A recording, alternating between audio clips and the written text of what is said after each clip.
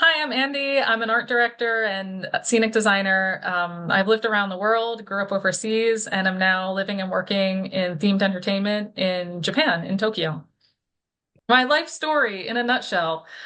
Well, the interesting story is so my parents are US diplomats, and they weren't always diplomats. So I guess, when I was little, I was born in New Jersey and we lived in Pennsylvania until 1999. And I always remember my mom saying to my dad, I want to live somewhere else. I don't want to live in Pennsylvania anymore. And she was thinking he would take her back to New Jersey.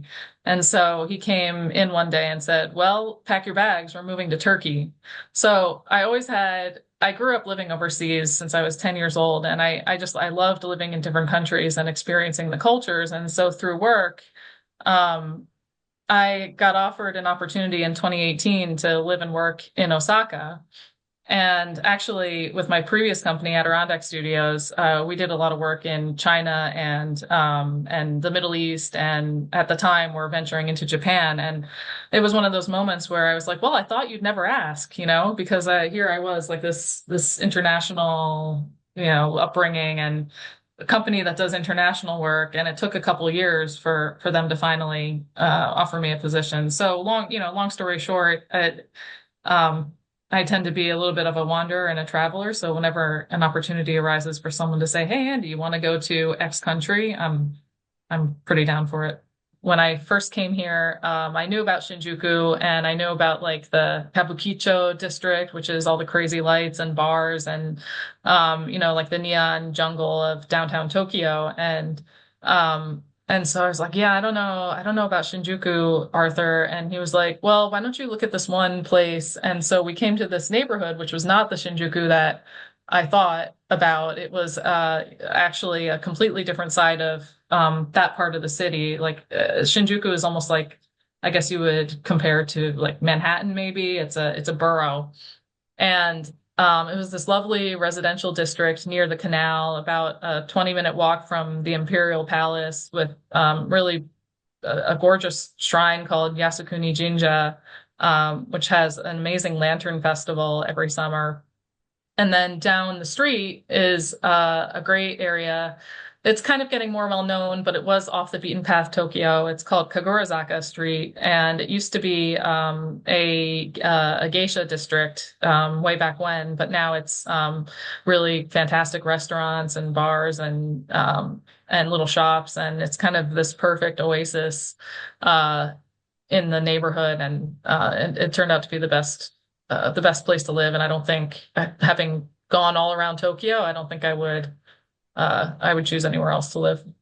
Previously I was more of an Art Deco person specifically, but I got into arts and crafts and craftsmen, and that ties into the Gamble House because, California, which I had previously not spent a lot of time in, was kind of unknown to me, and I didn't really have a sense of the architectural gems that exist there. And it was another moment of this incredible discovery because I live in Japan right now. And this house was so inspired by Japanese architecture and styles, and woodworking. And it was kind of shocking to see something built, I think it was like late 1800s, early 1900s, that had such a strong tie to what we see here in Japan on a daily basis. And it was just this beautiful adaptation for Los Angeles, and I absolutely loved it. It's two things. It's the convergence of East meets West in terms of architectural styles. You can see the beams and the joinery. So it was an epiphany of how Japanismo made its way into architectural styles. But the other thing that I love about this space is it was very intentional, everything, the way it was designed, down to the tile work and the furniture, and everything follows that cohesive architectural style, but makes a space that people can live in, that you would want to be a part of and spend time in. All that through line was carried through the whole space. So it felt like its own world in a way. And I think when it comes to doing, themed entertainment design, we are creating our own world through all of the design choices and everything. every choice that you make has to support the story of the world that we're living in. And it's one of those things where, maybe the way something is attached might seem like a trivial detail, but if a guest walks through the space, maybe they won't be looking at every tiny little piece of joinery, but maybe if it's off, they will get the sense that it doesn't feel like part of the world of the story that you've created. And I love that attention to detail, but I also love the overall vision of the space and how you can have the big picture, but every little thing down to the rain spouts to the eaves, this beautiful Japanese garden, the stained glass, the lanterns, it all has to support the world that you've created.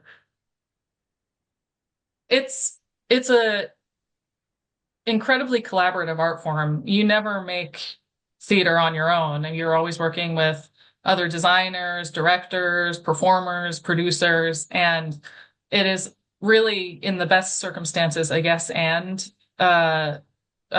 creative process where you're looking at a play and you're developing what the visual world of the play is with the director, and you're figuring out, how the actors can live in the space and what they need to tell their story. And you're working with the lighting designer to communicate mood and time and, all sorts of even special effects and key moments, and working with the the costume designer to um, uh, create a visually cohesive world for this play. And it's always a conversation, and it's a conversation up until opening night, and it's a conversation even after opening night. And I think theme park design is very, very similar, if not the same. So I think theater is an excellent career training experience because your entire life you're going to work with people, and it teaches you how to work with people in tense situations and solve problems. So this is still one of my favorite projects of all time. It was my graduate school first year. It was Moliere's The Imaginary Invalid, and it was it was one of those shows where the director and I, it took us a while to get on the same page, but once we did, the space turned out really beautiful, and it again became whimsical, and it had this vocabulary of a little bit of a carnival environment because it is a Moliere satire. So everyone in the show was kind of a caricature and clownish, and it became this beautiful little trinket of a jewel box expression in the stage design. And we had what we call these two doll houses because the main character, I might be misquoting it because it's been a long time. He has these daughters that he keeps from living their lives. And so we had them kept in these found object doll houses on stilts, and they were trying to escape their fate of being, sequestered by their imaginary invalid father. And so that was our way of showing how they were trapped, more or less, in a fun, whimsical way. Citrovia and Skyfly, those were really great themed entertainment projects that I worked on with Adirondack Studios, and those are two of my last before moving over to Disney. And I have to say, I was so proud of them. And this is the one that I was telling you about, Citrovia, which was creating an immersive experience. And our client here was very knowledgeable about the New York City crowd and what was going to garner their interest. And they wanted something that was vibrant and fresh and a little bit pop. And so we came up with this idea of this pop lemon garden, and with this little story framework that a giant lemon landed in this planter and started spawning all these adaptations or mutations of lemons, including different types of lemon trees and lemon blossoms. And it was actually a marketing draw because there were two skyscrapers being built, and they had to put this construction shed up and they wanted to continue to keep people going to the retail center beyond. And so they needed something really vibrant and cool and Instagrammable to get people to flow through the space and continue to populate it while it was undergoing construction. And then Skyfly Soar America was a an attraction very similar to a similar system to Soarin', which is a flight simulator. And for this one, our client knew that the content was going to be that you're soaring over the iconic state parks of the United States. And we worked with them to develop a storyline based on an inventor and his daughter who always wanted to fly across the world. And so they created an airship so that they could soar and visit all these places. So in Shanghai, I was in an art director role. So I was managing teams of artists and designers, and basically I would work directly with our client, and then work with them to establish what the creative is, and then from there communicate with the designers and artists to create these artworks. I mean, I did do the 3D modeling because that's a little bit more of my strong point. I can do concept art, but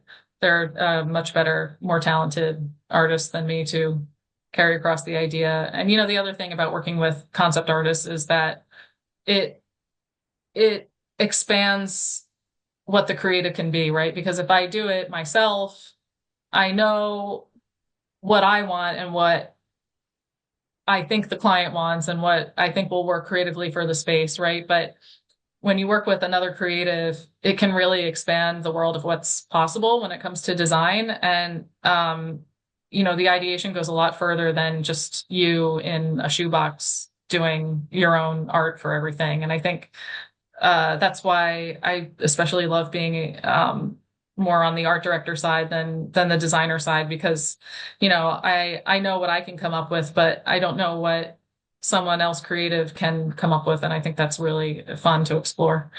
And then the other part of it is I love design and I love creating,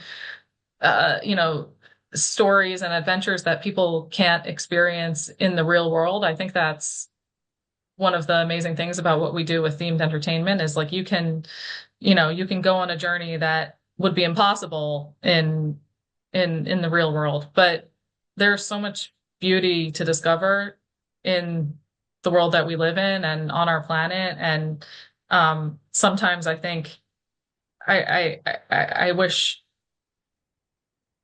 more people could have access to it to have those experiences or see things. Or so that's where I'm a little bit torn, because I love the creating experiences and creating new stories, but I also think there's so much to explore